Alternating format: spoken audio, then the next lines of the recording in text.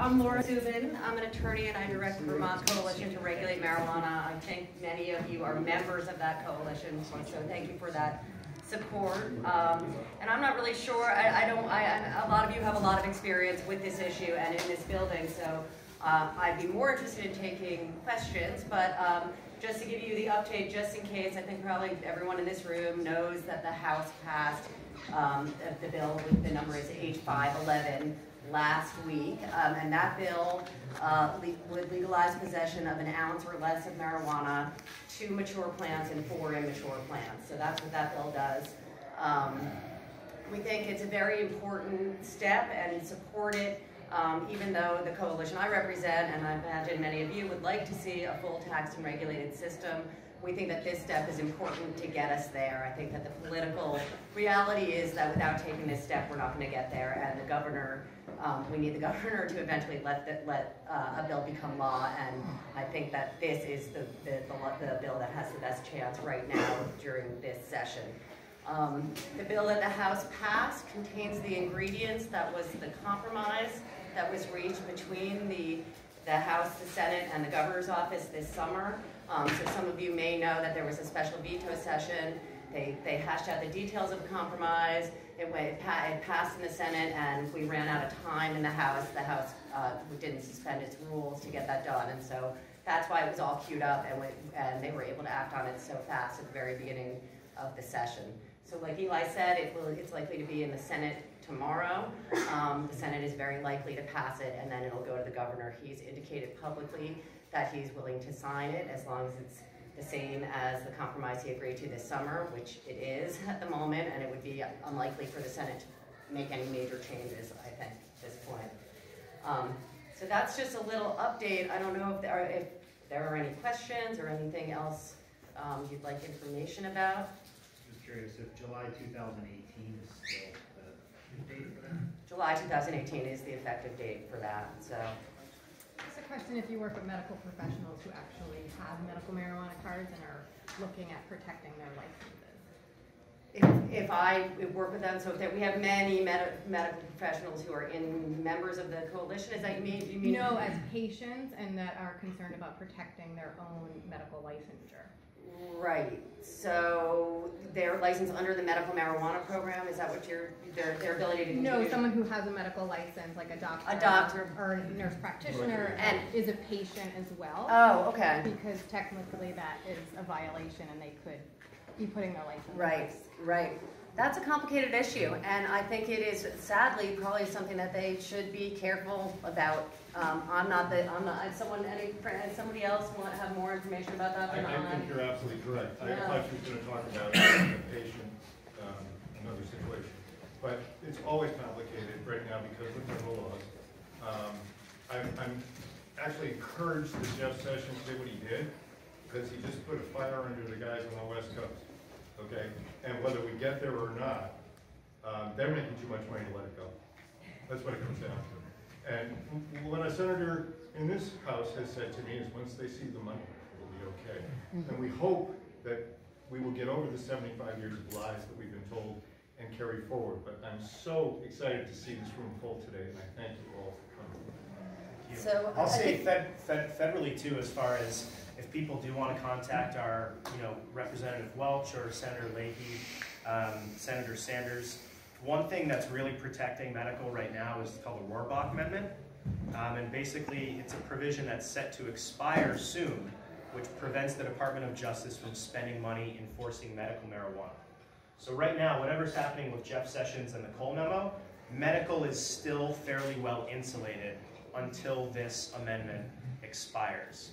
And I believe it's going to be part of the budget.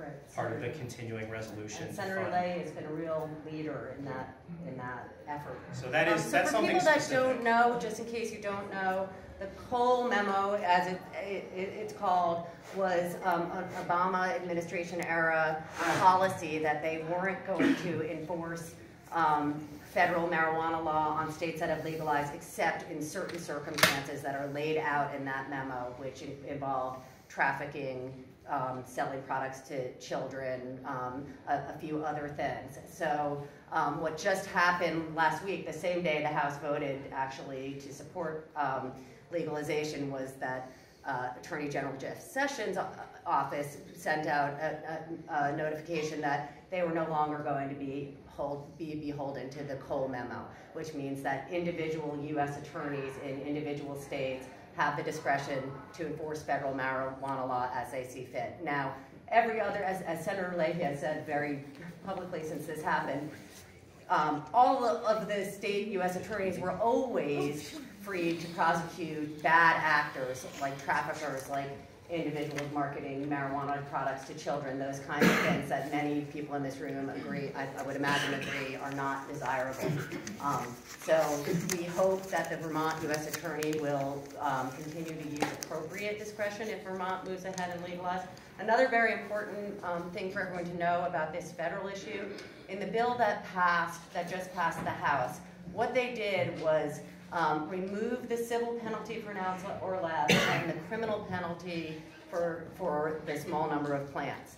So that bill does not violate federal law. All it does is change Vermont marijuana penalties. And so that's not a violation of the federal law. So in that way, it is another reason that it's a safe and modest step for Vermont to take right now, because it's not in violation of federal law. There. What about one Vermonter selling to another Vermonter that not less than an ounce? Is that legal now? You can share, you can't sell. Do we have share in it? Yeah. You can share, but you can't sell. You can't take money for also, it. can we see Medical Bill 281? Yeah, I'll see if I can. I'll pull it up and I'll post it on the Facebook page so people can take a look at it. I know they're still talking about adding some things like the cultivator license maybe as part of that. And I'll double check that's the right number. Yeah, this is for indoor grow only, right? No. Actually, outdoor with enclosed space. Indoor or outdoor, enclosed, and you can also possess all the marijuana you harvest from your legally grown plants. But that has to be kept in a secure indoor place, the harvested marijuana, but you can grow indoor or outdoor. I just wanted to clarify that before you start growing, I know as a medical marijuana patient, they just started that if you wanted to grow your own, you could, but you had to have someone come to your house and check it all out. And I have PTSD. So that's and not, I don't do that. that's not in this bill. So I would be able to grow, and no police officer would have to come to my house and make sure. And you don't have to do that now. Yeah, you don't have to do that now. Oh, my understanding was that I did. No, absolutely not. The only time they come is when you get robbed and they're really nice about it. I had a face police officer there with my father at the table looking at rob. Is there a push for more plants for medical patients? Is this the same, with legalization, it's the same number of plants? Well, I heard a rumor they're going to scramble to make the medical plants a little bit bigger, or is that true? Or? That's the question, if you guys didn't hear it, is what about increasing the plant count for medical patients? That's something, we kind of put into our platform. It'd be nice to get Vermont patients up to 6 plants, at least to be in line with any random person in Massachusetts. Because presently there's no reason to have a card, right? As of July 1st, the legal protection is significant. But, so that's something I would say to talk to the senators about. They've had a really tough time. The dispensary advocates have been working on, getting even at a dispensary so you can buy 3 ounces. Last year there was a ton of pushback on letting patients buy an extra ounce per month from the dispensary. So I think that as part of that Senate bill, I think that there's probably a lot of understanding, and now especially with the home grow, that's probably a lot more likely this year. So I don't know if it's something that might be its own Senate bill, or if that'll be part of this 281 that they're working on. But that is something for people who want to talk about medical, I think a really important point to make. And that's one that we're making. We got done here the other night, and I was like, I felt bad for these representatives because they're like, whew, we're done, finally. And it's like, no, this is the very, very beginning. This is like the first step in a 1,000-mile journey, and it's taken 2 years to get this first step. More than 2 years. It started, yeah, exactly. But the 2 mature, 4 immature was, there was a lot of testimony and debate about that in House Judiciary last year, and it, I think, reflects the political realities. It's keeping that plant count as low as we had. There was a lot of testimony from the Department of Agency of Ag saying this is as low as you can have it and still have anybody have a chance of being able to actually harvest some cannabis from their plants. And so I think that because there is still a lot of discomfort in this building around home grow, that they thought that as the politically wise move to keep that number at that as low as they did. Room for improvement. Yeah. That's right. Would you mind identifying yourself, because you can give I'd like to call on you to give us some insight as well. But just Cole, former state representative. yes, who was an excellent advocate for us last year here in the State House as a representative. So, Joanna, I might call on you after Dave talks, and after we'll get Tim in the mix after as well, when we're sort of talking about lobbying and best practices, and invite you to come up here and give us the perspective of someone who gets all these notes and all these phone calls. Any talk about caretakers being allowed to have more than one patient? I lobbied for that last year and got it successfully in S16. I had really pound hard for that, but Yeah, we did. And what Eli was talking about earlier, with the expansion of this to allow a patient or a caregiver to have a small business and with a license where they can actually take care of these patients, I think it will be an improvement to our medical system. The monopoly is just too tight for a number of reasons I won't go into right now, but that is a possibility if, again, you go to your legislature and say, yes, this is what I'd like to see. I'd like to see all these people that are out there right now, the 500 people that are growing, that are patients that are growing, get a shot at a small license rather than just giving it all away to these corporations that are getting outside investors to build this huge vegetable growing berry industry. And we had, and Fran said one of the things from S16 is that patients can now act as a caregiver for another patient. Right. So that's right now, if you're a patient, you can grow for yourself and one other, and that's as good as we get. Eli, The question does that double the production amount? Yes. Or it does? Yes. So that means you could do 4. Absolutely, you're not restricted. And so then the question is, hey, the man himself. All right. Let's take you had a question for a while. Yeah. My question is with respect to citizens with felonies and if they're protected or allowed to possess and grow as well. So right now, there's nothing in the law that prevents anyone with a felony, anyone with any background from. In the law, meaning in the law that In the bill Yeah, that passed the House. Right. and it's Right. So actually there's no taken up. registration, there's no signing up for anything, and there's no proving, you're all set. But that's something when we're talking about tax and regulate, and if we're talking about cultivator licenses, something that we all have a very close eye on, because as a social justice issue, keeping people out, who have done their time literally for the cause is morally very objectionable. So that's something we're definitely keeping an eye out on. And we encourage people who are willing to identify themselves privately to their representatives, and tell those stories. I'm somebody who has negatively been impacted by this being criminalized, and I don't want to get shut out of something that I've spent years learning, never mind paying a price for. So without further ado, I will introduce busiest guest today, Lieutenant Governor, steadfast champion, David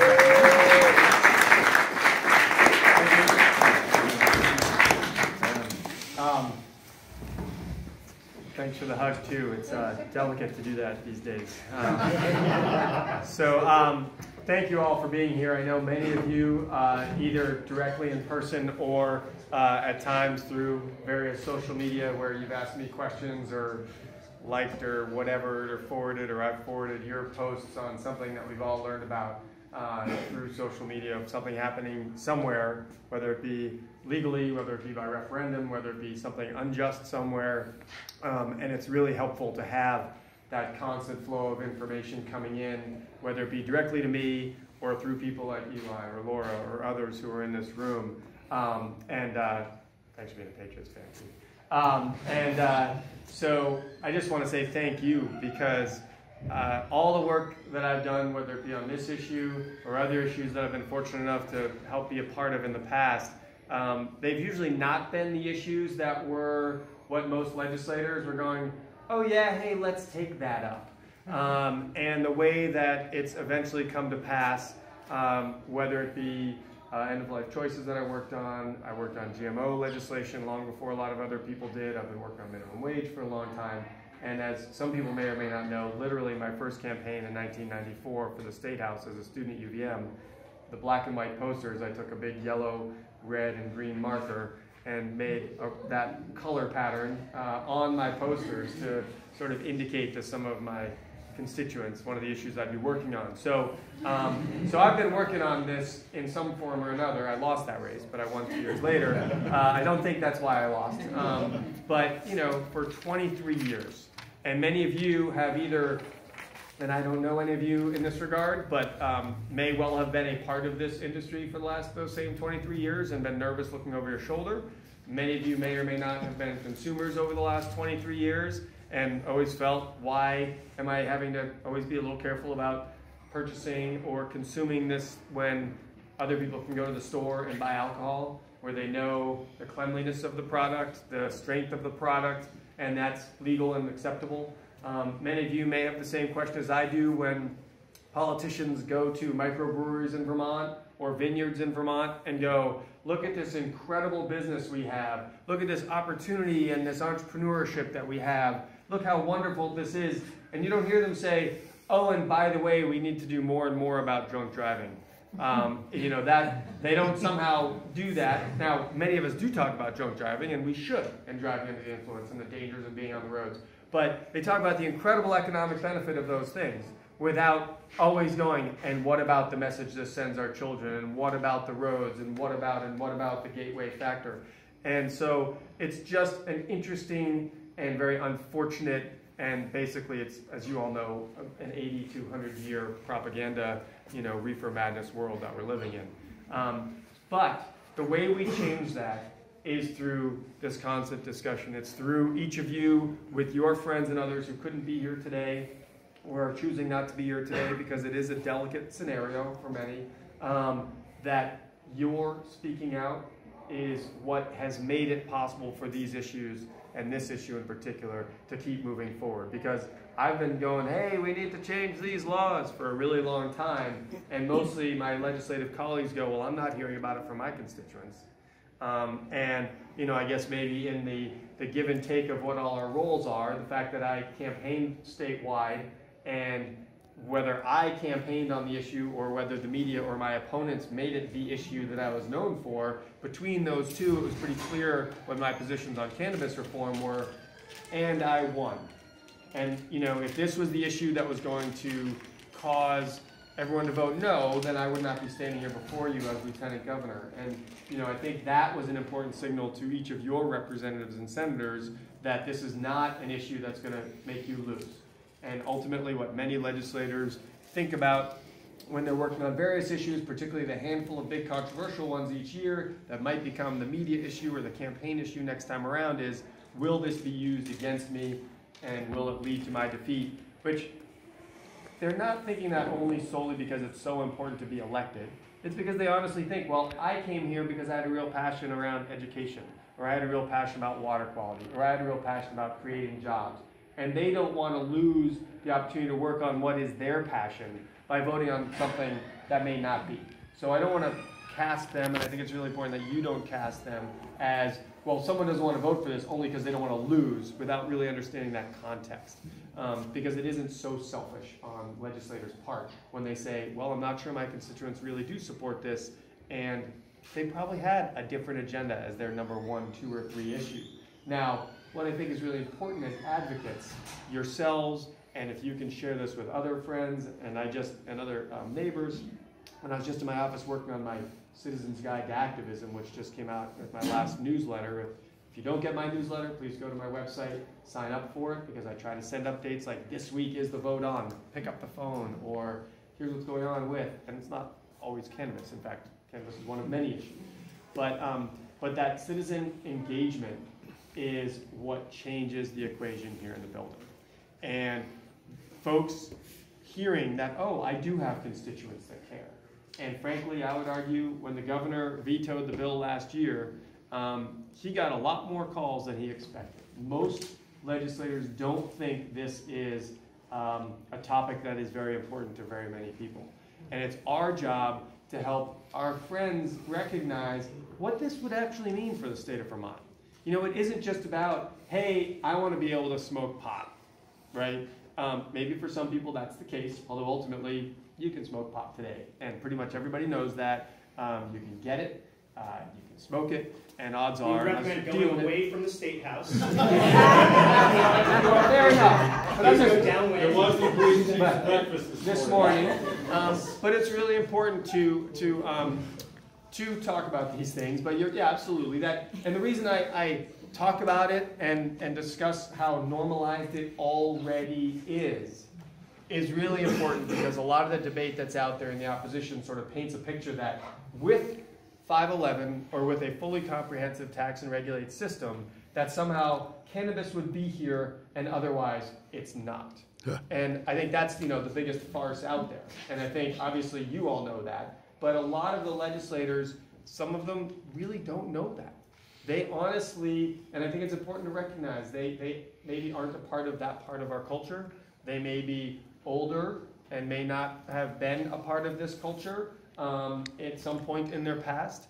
Or they may imagine that it was just the side little thing that they might have done briefly, but it isn't as broadly used as many people know it is in this state and across this country, frankly.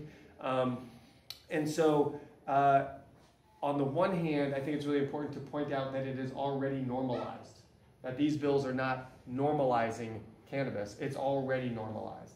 And in fact, I think it's really important to arm yourselves with the facts and arguments around why it's better, and if you agree, you may not all agree with me on every fact that I point out or every perspective that I have, but that it's far better to manage this product, this substance, than it is to not manage it and not, and to maintain it in the underground world. Now, there probably are a handful to 50 to 100 producers in this state right now who may not actually want a tax or regulate system because they've been operating for decades and paying their bills and making their livelihood.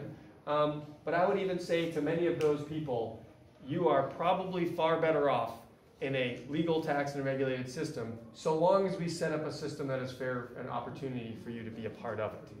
And because many of those people know that right now, if they've got 50 or 100 plants, that, they're at real risk. They're at serious, serious risk. And while the price per unit might eventually be less, is it better to be able to grow twice the units at a third less the price, be better off economically, and not be looking over your shoulder every minute of every day thinking, I may end up behind bars? I don't know. That's something I don't want to have to look over my shoulder on, not implying that I either grow now or would grow later. But, most of us live our daily lives, even driving down the highway when you're going the speed limit and you see a cop, you almost inherently slow down, right? We all just kind of don't want to have a cause to interact with law enforcement unless it's, helping someone else on the side of the road and you're helping them and they come by, we're all helping with a flat tire.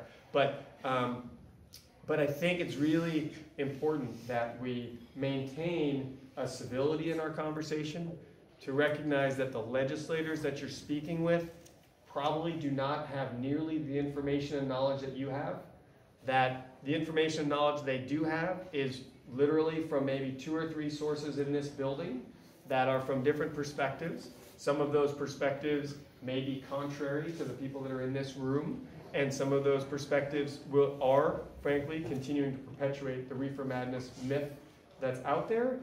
On the other hand, it is also really important to acknowledge that, and again, maybe you don't all agree with me here, it's not as though cannabis has no downsides. It's not as if it is the perfect substance out there, causes nobody any problem whatsoever, and there's no problems whatsoever with cannabis. Because that will actually lose you the support of any legislator you talk with. Because there are some valid concerns.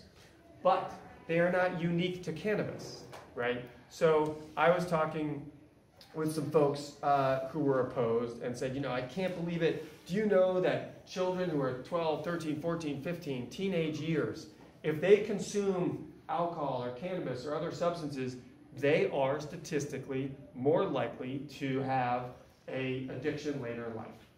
Statistically, later in life, you're more likely to have an addiction if you consume some of these types of substances earlier in life. That is, I think, an undisputable fact. And I think it's important to recognize that and say, actually, none of us, maybe, or speak for yourself, I would say, I don't advocate for young kids to be using this, right? I would advocate that in a managed system, we would actually have less exposure for our youth because drug dealers don't check IDs. Whereas if you look at the regulated states, when you have to purchase cannabis, you not only have to show ID at the counter, you actually show it before you even walk in the door. So there's far more regulation and prohibition of kids' access. Does it mean they won't have access? Of course not. And we have to arm ourselves with the facts. For instance, and I don't know how much time I have on your end, I've got till 11, and I'm going to go on a little bit more and then I'll answer any questions. But what was I going to say in terms of access, youth access? Showing ID, I'll get there again. Anyway, so showing ID obviously is a big part of youth access. Know your facts. In Colorado, a lot of folks say, look, there's still an underground system in Colorado. That's true. My understanding, and you all can correct me if I'm wrong, the vast majority now in Colorado that comes in the underground system, which my understanding is about 60% is above board, about 40% is underground.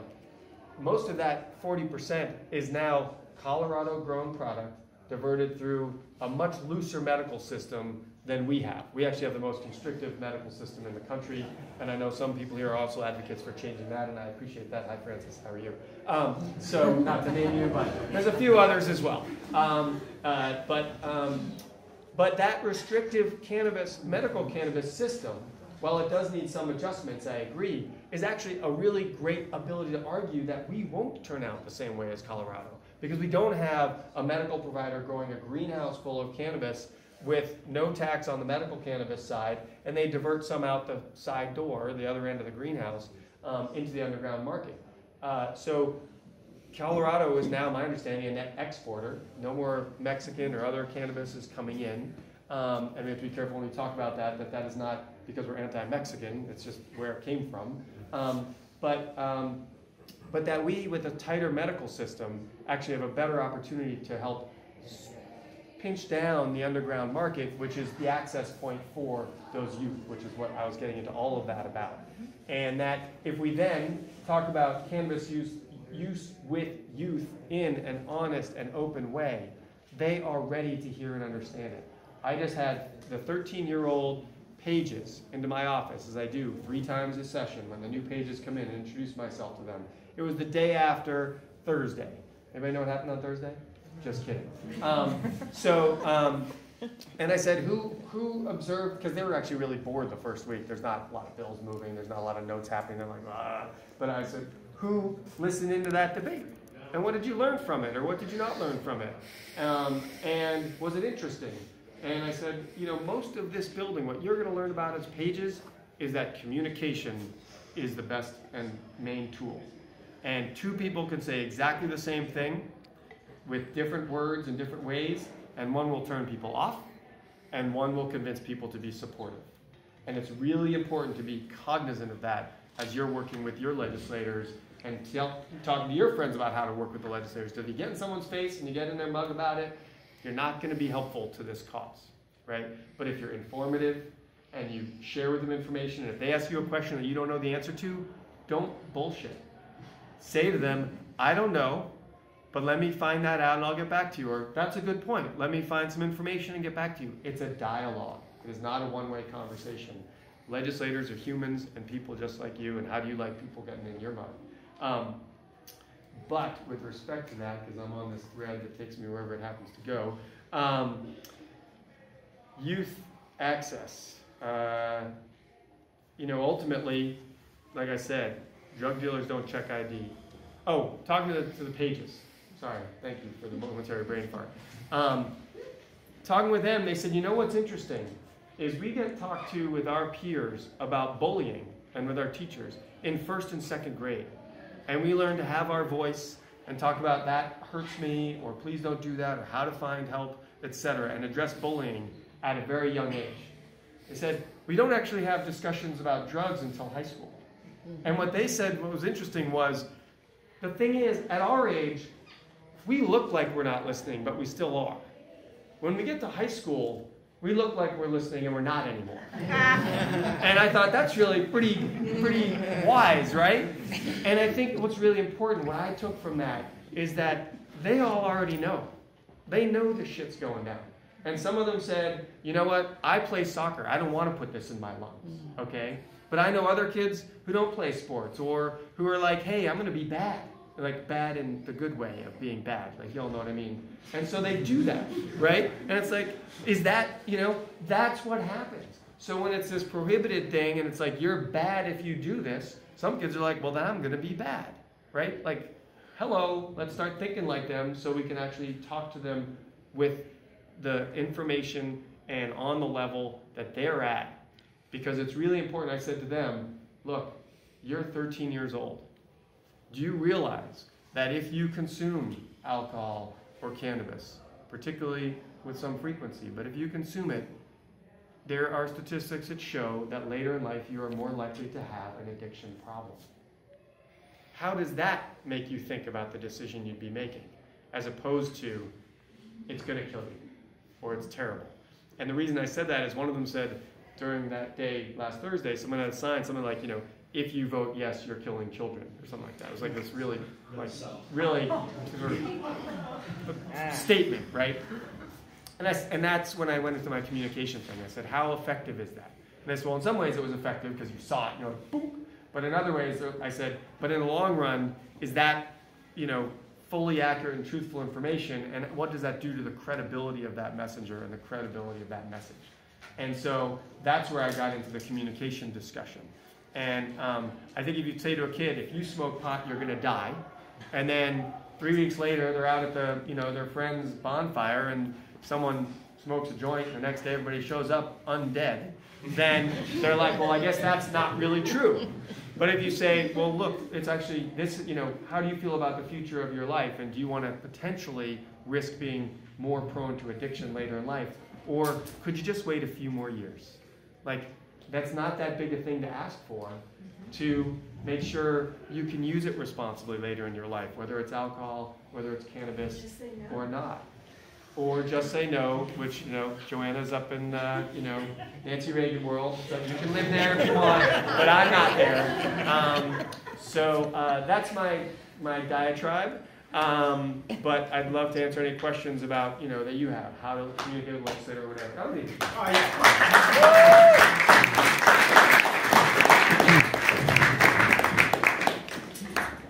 Yes. We have a serious opiate pandemic, yes, Bennington. And I spoke on Martin Luther King Day when you guys came down to canvass our opinion. And my opinion then was that this is first and foremost and primarily a civil rights issue. Mm-hmm. And the Fourth Amendment is a precious amendment, and equal justice under the law ought to apply to people who are not white and privileged. So what are we doing to normalize our understanding of our civil rights commitment in an era when we don't even teach civil rights to our children?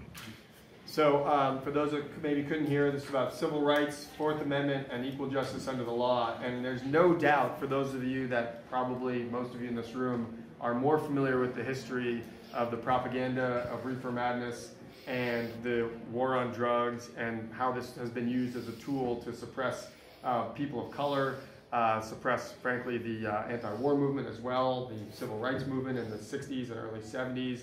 Nixon's own committee said it should be legalized, and they instead used it as a political tool against particularly people of color. The war on drugs as a whole, well beyond cannabis, has obviously been disproportionately affecting our community of color. And I will say that one section of S95 that I introduced 4 or 5 years ago now, that I, in hindsight, have learned and become more aware of, and that should not have been in there, was I put a prohibition that if you had a prior criminal conviction, you would not be able to be a purveyor in the cannabis industry.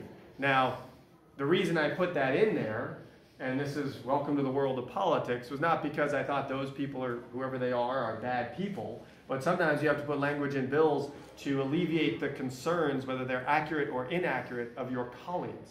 And for a number of people, they're like, well, we don't want criminals to be doing this. It's like, well, first of all, in our society, I believe if you've paid your time and paid your dues, then you are a full-fledged member of society. And thankfully, in Vermont, for instance, people with convicted felons can still vote and so forth, whereas in other states, you lose your right to vote for the rest of your life, right? And it's like, well, wait a minute. You know, I think you serve your time, you serve your punishment. But there is no doubt this is a huge issue. And actually, I've talked with a number of people who feel like if we are able to eventually get to a tax and regulate system, that one of the pieces in there is some reparative justice as well, and restorative justice with respect to our communities of color and either opportunities for education or opportunities for economic development within the community of color, and certainly not prohibiting people with prior convictions to be able to be, prior convictions with drugs. And I don't know about others. I mean, I don't care what color or what you are. If you've murdered someone, there's other ramifications. Although maybe that too. If you've served your time, you've been convicted, you've served your time, maybe you get the clean slate 100% too. That's a debate and a discussion worth having, but it's complicated. Yeah, Vince Mulek from Jericho. And I was here last year and testified, and the timing was almost perfect. I was after this person that brought up, well, you know, today's marijuana is so much stronger than the marijuana. It's not your daddy's marijuana anymore. And it was lucky the timing. I said timing was everything. I was right up after this person. I said, have you been in the store lately and walked by the beer cooler? That's right. This isn't your daddy's Genesee anymore either. Exactly. I don't advocate for kids being involved at all, but I'd much rather have, if I had a kid, I'd much rather have him smoking weed than have a 6-pack of that 10% double IPA. Yeah, I'm not a big IPA fan, but there's other 10% beers I like. But which is not the same, Vermont, because we're like the IPA, capital. But so I actually make that exact argument as well. People say it's so much stronger now than it was when you were kids or when you smoked it in college, which I did, by the way. I admit I smoked pot, big surprise. So I argue, yeah, all that strengthening, all that concentration, all of these products have come about in the thriving underground community that you don't think exists. Wake up and smell the coffee, people. It'd be far better to go into the store and know your titration, know your dose, just like when you drink a beer versus drink a glass of wine versus do a shot, if that's what you choose to do, or drink a mixed drink with a shot or two of some stronger alcohol in it. Remember with Prohibition, you had distilled spirits coming out that were, blinding. Literally, right? And so, was that a success? We can draw on that Prohibition parallel, and I point out very much that, like beer, you should be able to brew your own and or produce it through a regulated market. Now, the only other discussion that we haven't had enough of, and Jeanette and folks from Vermont Homegrown have brought up some of this kind of idea, and I think it's important in the long run. I don't know or think that realistically at first we're going to get it, would be a co-op type model where some of those current producers who produce 20 plants a year and they know 100 or 150 people who they provide for. Ultimately, if you've got that one-on-one relationship as a CSA farmer, I'm pretty familiar with that. That seems to me like if you registered as a co-op and you paid taxes on the product, that you might not need to have as many hoops and hurdles as through the regulated system, where if you have a store at a ski area and someone comes from New Jersey to come ski in Vermont, they want to buy it through a sort of more certified, regulated system because they don't know the neighbor down the road who happens to be the community provider. I want to know it's not contaminated with pesticides. I want to know it's not contaminated. Well, right, that's what that's what a regulated system would provide. Yes? Sir, sir. That's a lot. Yeah. Question about this. I've seen with the current bill that's going through, looks a lot like DC's bill. Yep. 511 is very much the DC model. Is that going to open up more of a gray market with, because I have buddies in DC, and right. They get their medicines, they just call someone up, pay about $300 for a Snickers bar, right. and then get gifted. That's right. So I would just, let me delicately put this, because we have about a week or two that we have to get H511 through. And I think there's a real jeopardy to making the arguments why 511 has some problems. Is that sort of clear? I am a strong proponent of a fully taxed and regulated model. I said to the law enforcement upstairs, I said, you know, I can see why you don't like this, but I'm hoping maybe now you'll support tax and regulate, because then you'll get the resources and will undercut the underground market and so forth. Ultimately, there will be gifting. Now, I can't remember how many plants we allow versus the DC model, and my chief of staff just said I need to go because I have an 11 o'clock meeting, so I'm going to be quick. But I think that is a reality of some of the potential consequence. I also think this is an interim step. There's no doubt, most people are saying it's inevitable that we'll get to tax and regulate. And of course, my argument is, well, if it's inevitable, why don't we do it sooner than later so that we gain all the advantages of resources for youth prevention, highway safety, education, treatment for the opiates. You talk about opiates. I mean, there is clear evidence that opiate consumption is potentially going down in medical and legal recreational states. In fact, alcohol consumption is going down in some of those states. So when you want to talk about highway safety, look at it as a whole, not as a single substance. But also the NTHSA study shows clearly that alcohol makes you drive more aggressively and veer out of your lane more, and cannabis makes you drive slower, and while you waver more, you actually stay between the lines, and you don't go across the line. And it's fun. We do laugh, but it's actually, like, I would argue, not all inebriation is equal. And so, which inebriation is likely to be less harmful? Does that mean it's good to be inebriated and drive? No, right? But I think it's really important to make sure people are thinking in all of the picture that if we're reducing opiate overdose and death, and we're reducing alcohol potential consumption and death on the highways, that the net effect is a positive one. Does that mean, again, back to the initial statement, and then I've unfortunately got to go, but we can keep this conversation going later if people are here, that it is not standalone, we have it or we don't, and it is not the perfect substance that has no drawbacks, but we live in a real world. And the real world would be better off in a tax and regulate system in the long run. So, thank you for your time. Thank you.